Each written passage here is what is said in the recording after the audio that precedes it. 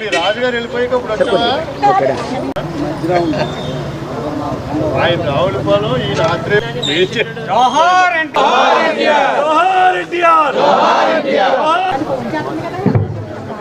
Tent లో ఉన్న వాళ్ళందరూ కూడా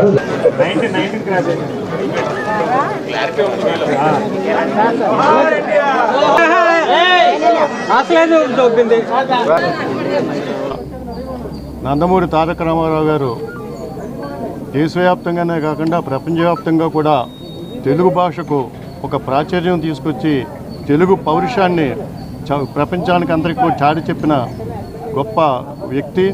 మన చలనచిత్రాల్లో ఎన్నో పాత్రలు, విభిన్నమైన పాత్రలు పోషించి అందరికీ కూడా ప్రీతిపాత్రయ్యాడు. ఒక రాజకీయ పరంగా కాకుండా మొత్తం సేవాపరంగానే తెలుగుదేశం పార్టీని తీర్చిదిద్దిన గొప్ప వ్యక్తి. ఆయన సంస్మరణార్థం ఈవేళ ఆయన 28వ వర్ధంతి. ఈ వర్ధంతి సందర్భంగా ఆయనకి నివాళులర్పించుకోవడం కోసం కేవలం ఏదో మామూలుగా ఏదో చీరలు అవి పంచిపెట్టడం కాకుండా ఒక ప్రత్యేకించి వైద్య శిబిరాన్ని నిర్వహించాలని చెప్పే ఉద్దేశంతో ఇక్కడ స్టార్ట్ చేయడం జరిగింది. ఈ వైద్య శిబిరానికి ఎన్టీఆర్ ట్రస్ట్, అదేవిధంగా స్పందన ట్రస్ట్, అదేవిధంగా జిఎస్ఎల్ మెడికల్ కాలేజీ వాళ్ళ సౌజన్యంతో ఈ కార్యక్రమాన్ని చేస్తున్నారు. దీంట్లో ఈ వైద్య శిబిరంలో అన్ని రకాలైన వైద్య పరీక్షలు కూడా నిర్వహిస్తారు, ఇంక్లూడింగ్ క్యాన్సర్, డెంటల్, ఇవన్నీ కూడా నిర్వహించి అవసరమైన వాళ్ళకి ఇక్కడ మెడిసిన్స్, అవసరమైతే మెడిసిన్స్ ఇక్కడ ఇవ్వడం, ఫ్రీగా డిస్ట్రిబ్యూట్ చేయడం, ఇంకా మరింత అవసరమైన వాళ్ళకి జిఎస్ఎల్ మెడికల్ కాలేజీ హాస్పిటల్కి వాళ్ళని రిఫర్ చేసి ప్రత్యేకమైన కార్డులు ఇచ్చి వాళ్ళు అక్కడ ఫ్రీగా వైద్యం చేస్తారు అక్కడ హాస్పిటల్లో.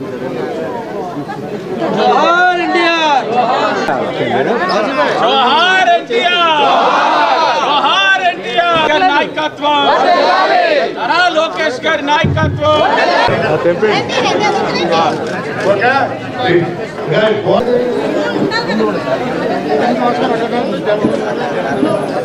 దినేష్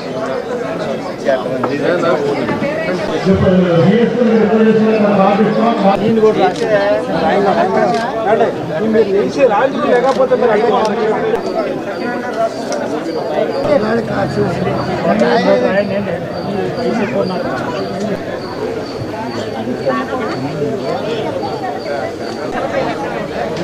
ఎన్టీ రామారావు గారు దిగికేగి అప్పుడే 28 సంవత్సరాలు గడిచిపోయింది. ఆ మహానుభావుడు లేకపోయినా ఆయన జ్ఞాపకాలు పదిలంగా అందరి గుండెల్లో ఉన్నాయి. తెలుగు జాతి ఖ్యాతిని వినుమడింపజేసి ప్రపంచానికి తెలుగువారు ఒకరు ఉన్నారు, తెలుగు భాష ఒకటి ఉందని గుర్తింపు చేసిన మహానుభావుడు. ఒక కళాకారుడిగా అత్యున్నత స్థానానికి ఎదగడమే కాకుండా విలువలతో కూడుకున్న రాజకీయాలు చేసి రాష్ట్రాన్ని ఒక మలుపు తిప్పిన మహా వ్యక్తి నందమూరి తారక రామారావు గారు. నాలాంటి ఎందరో యువతీ యువకులకు అవకాశాలు కల్పించారు. సమాజంలో బడుగు బలహీన వర్గాల వారికి పెద్దపీట వేశారు. దళితులను హక్కును చేర్చుకున్న మహా వ్యక్తి, భాషకి సంస్కృతికి పట్టం కట్టిన మహా వ్యక్తి. అలాంటి మహానుభావుని అందరూ స్మరించుకుంటూ ఉన్నాం.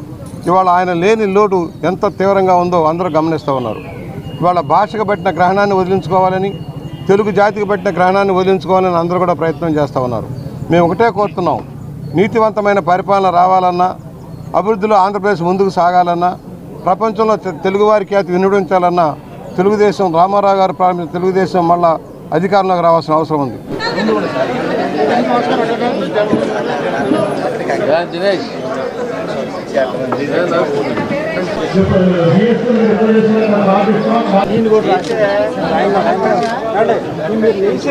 లేకపోతే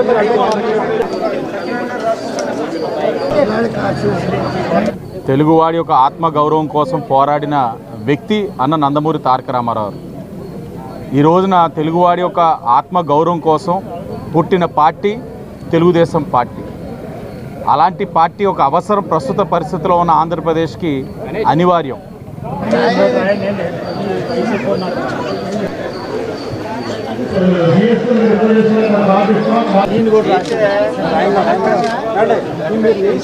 లేకపోతే